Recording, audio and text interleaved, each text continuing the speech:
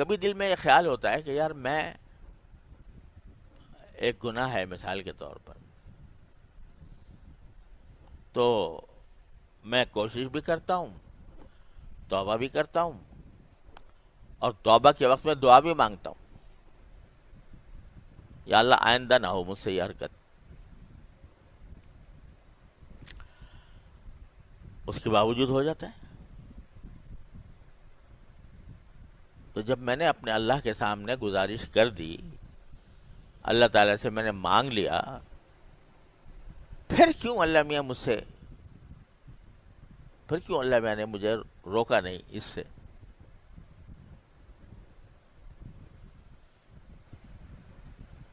اللہ تعالیٰ کی حکمت اور مشیت تو وہی جانتے ہیں.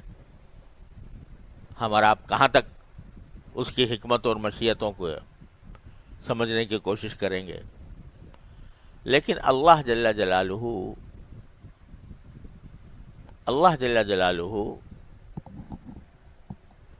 بندے کا گرنا پڑنا بھی ان کی مشیت میں ہوتا ہے بعض اوقات. سمجھے؟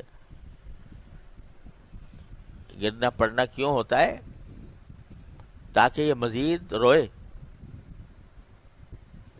یہ مزید میری طرف متوجہ ہو، مزید مجھ سے توبہ مانگے، مزید مجھ سے معافی مانگے، اور میں پھر اس کو اپنی ستاری کا مورد بناؤں، اپنی غفاری کا مورد بناؤں. اس لیے بھی کرتے ہیں اللہ میں بعض اوقات.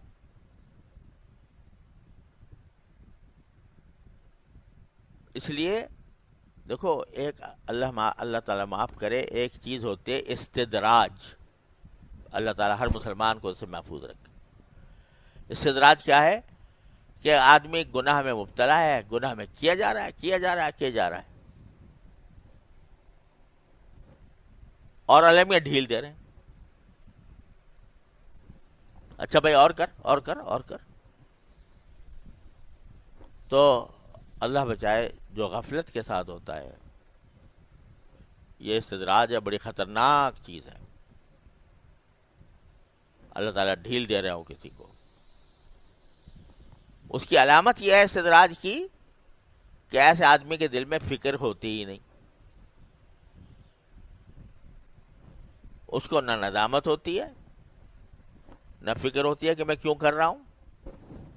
وہ تو سینہ تان کے کر رہا ہوتا ہے گناہ، اعوذ باللہ. وہ تو ہے بڑی خطرناک چیز. اور ایک وہ ہے جو گناہ تو کر رہا ہے بیچارہ، لیکن شرمندگی کے ساتھ، عاجزی، اللہ تعالیٰ کے سامنے عاجزی ظاہر کرتا ہے، روتا ہے، گڑ گڑاتا ہے، یا اللہ مجھ سے یہ ہو گیا، مجھے بچا لے اس سے، یا اللہ مجھ سے آئندہ میں اس گناہ میں مبتلا نہ ہوں. آج کل کے جو گناہ ہے وہ نظر کا گناہ سب سے خراب ہے. تو میں اس کی خاص طور پر، اور بھی غیبت سب پتہ نہیں کیا کیا ہم مبتلا رہتے ہیں جن گناہوں میں. اب ہم جیسے لوگ جن کا بہرحال کچھ نہ کچھ کسی بزرگ سے تعلق ہے، کسی کا پاس بیٹھنے کا موقع ملا ہے، کچھ دین کی تعلیم حاصل کی ہے، کچھ تعلیم دے رہے ہیں، تو ان سے یہ توقع تو مشکل ہے کہ وہ ان کو نماز چھوڑنے کا گناہ کریں گے، یا وہ معاذ اللہ شراب پی لیں گے. لیکن جو گناہ پھیلے ہوئے ہیں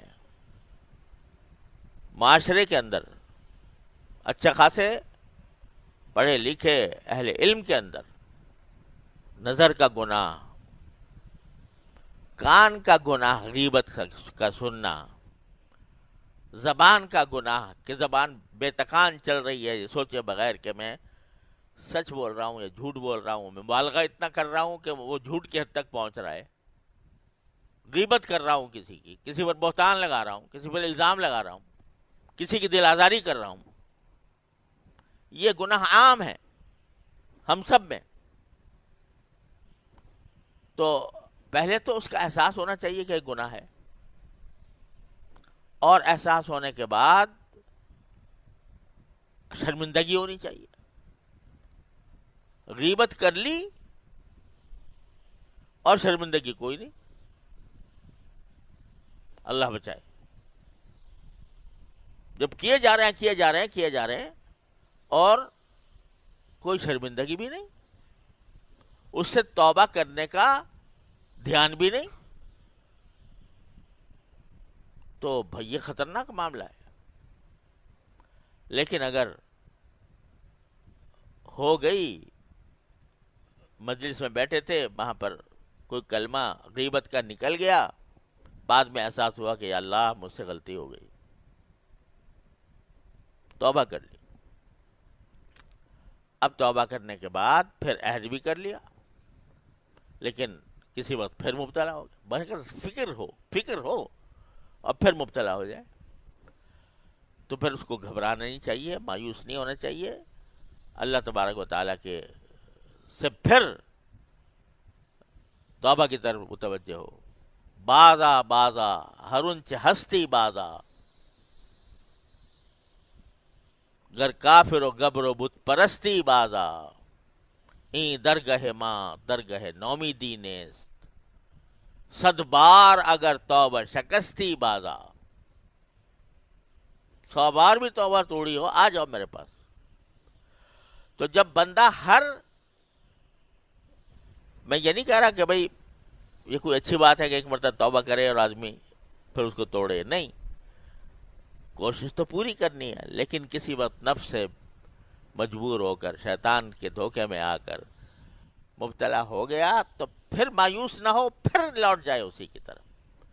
جب یہ عمل کرتا رہے گا تو کیا ہوگا؟ من تابا، تو کیا ہوگا؟ وہ عمل عملا صالحا، پھر وہ عمل صالح کی طرف آ جائے گا. کیا مانا؟ کہ اس کے بیشتر اعمال صالحہ ہو جائیں گے.